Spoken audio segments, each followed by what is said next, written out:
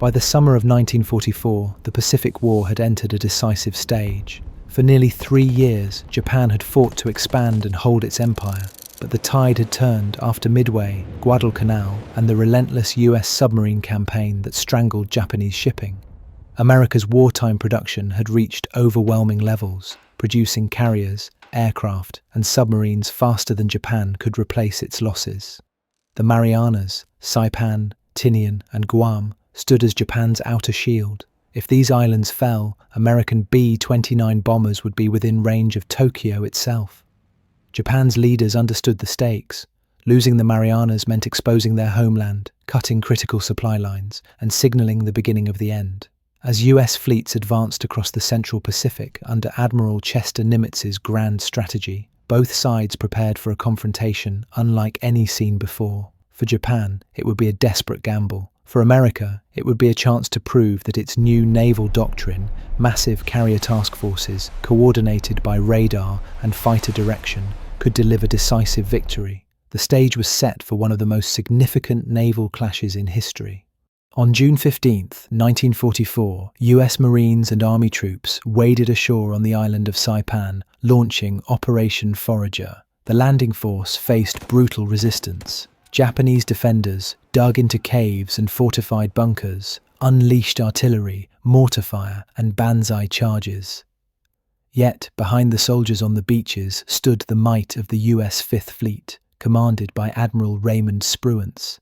Supporting him was Admiral Mark Mitcher's Task Force 58, the most powerful carrier armada ever assembled, 15 fleet carriers and hundreds of aircraft ready to dominate the skies. The US strategy was simple but bold. Seize Saipan, secure the Marianas, and build airfields for B-29 bombers to strike Japan's home islands. For Tokyo, the invasion was an alarm bell. The Imperial Japanese Navy activated Operation Eigo, its long-planned decisive battle strategy. Vice Admiral Jisaburo Ozawa's mobile fleet, consisting of 9 carriers, 5 battleships, and over 400 aircraft, was dispatched. The plan was to lure the Americans into battle, overwhelm them with massed carrier strikes, and turn the tide of the war. What Japan did not realize, however, was that its once elite aviators had been lost in earlier battles, and its remaining airmen were poorly trained. The gamble would come at a devastating cost. Japan's Operation Eigo was born out of desperation. Ozawa's mobile fleet was impressive on paper. Carriers Shikaku, Zuikaku, Taiho, Junyo, Hio, and several light carriers supported by battleships and cruisers. To the Japanese High Command, this seemed like their last chance at a decisive naval engagement. But behind the fleet's strength lay a grim reality. Japan's pilot corps, once the envy of the world, had been shattered. The veterans who had led Pearl Harbor, Coral Sea, and Midway were gone, killed in action or worn down by years of combat. Their replacements were hastily trained youngsters, some barely able to land on a carrier deck. Many had logged fewer than 100 hours of flight training. Their aircraft, too, were outdated. The famed Mitsubishi Zero was still maneuverable but fragile, lacking armor and self-sealing fuel tanks.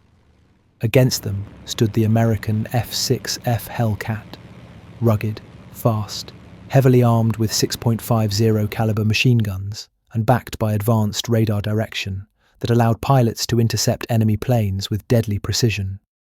Japan's gamble rested on outdated weapons, undertrained crews, and the hope that sheer bravery could overcome American numbers and technology.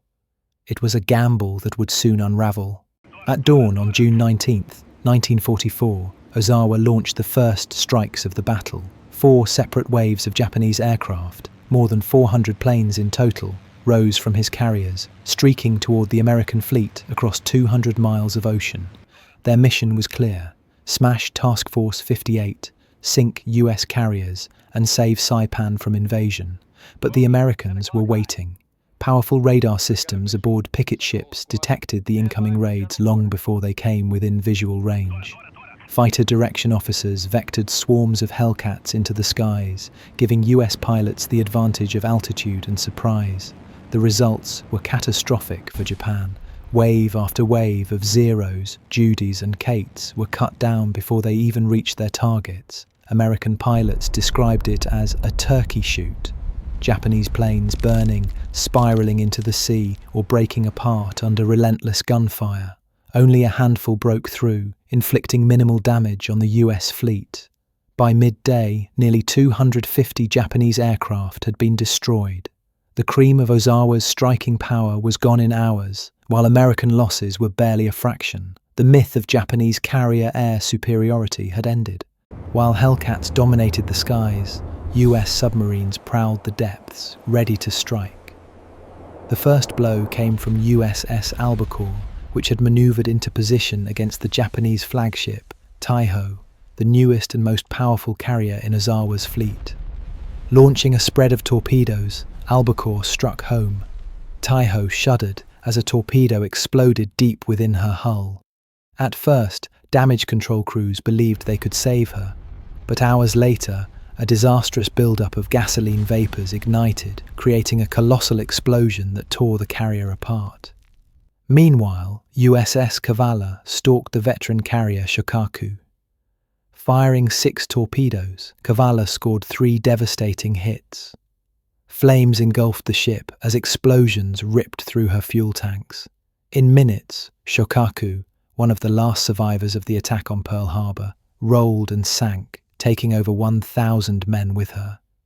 These submarine attacks not only sank 2 of Japan's most important carriers, but also shattered Ozawa's command structure.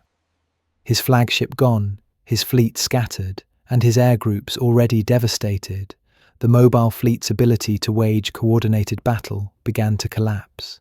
By the evening of June 19th, Ozawa's once formidable mobile fleet was reduced to chaos. The air groups he had sent to Guam never returned. Many were destroyed in the air or crashed attempting to land on overrun airstrips. His carriers floated almost useless, flight decks empty, pilots lost, and coordination shattered. In contrast, Admiral Mitcher's Task Force 58 had endured the battle with minimal losses. Of the hundreds of Japanese aircraft that had attacked, nearly 300 were destroyed. American losses were fewer than 30 planes, most of them operational accidents rather than enemy action. On Saipan, the Japanese garrison received the grim news that air and naval support would not be coming. Admiral Nagumo, who had commanded the Pearl Harbor attack 2.5 years earlier, now faced inevitable defeat. With no reinforcements and no chance of relief, Saipan became a doomed battlefield. As night fell, the seas around the Marianas were littered with wreckage and oil slicks. The Japanese Navy had not just lost planes and carriers, it had lost the ability to protect its empire. Yet worse was still to come.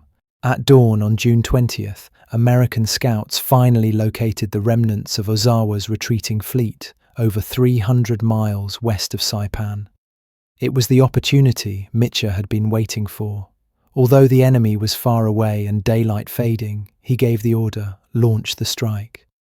More than 200 aircraft roared off American flight decks, one of the largest carrier strikes of the war. They flew for hours across open ocean, guided only by their navigators and the hope of finding the enemy before dark. As the sun dipped low, they found their targets. Bombs and torpedoes rained down on the Japanese carriers. The light carrier Hiyo took multiple hits, her decks engulfed in flames before she erupted in a massive explosion and sank.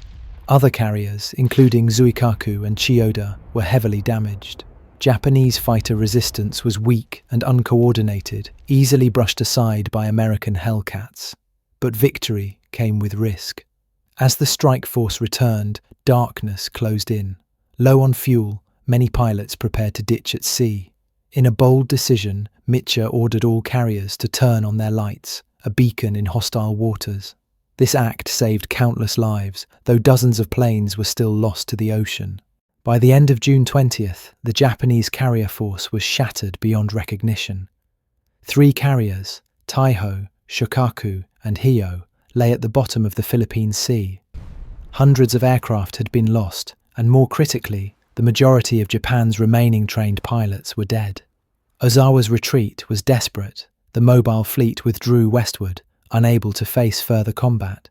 In contrast, the US Navy had suffered comparatively light losses. the Fifth Fleet remained intact, and Task Force 58 still commanded overwhelming superiority. For the Japanese High Command, the realization was grim.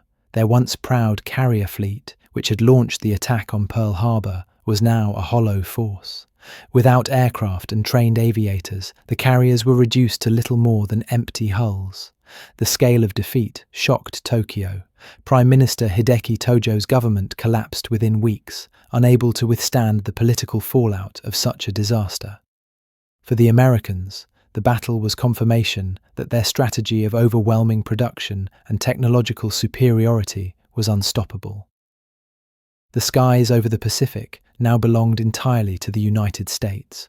By the end of June 20th, the outcome is undeniable. Japan has lost 3 carriers, Taiho, Shokaku, and Hio, more than 400 aircraft, most of its remaining trained pilots. The United States loses around 130 aircraft, many to fuel shortages rather than combat. The disparity is overwhelming. The battle cripples Japan's naval aviation permanently. Never again will the Imperial Navy launch a major carrier offensive. The Americans seize the Marianas. From Saipan and Tinian, vast airfields are built, from which B-29 bombers will soon strike the Japanese homeland. The defeat sends shockwaves through Tokyo.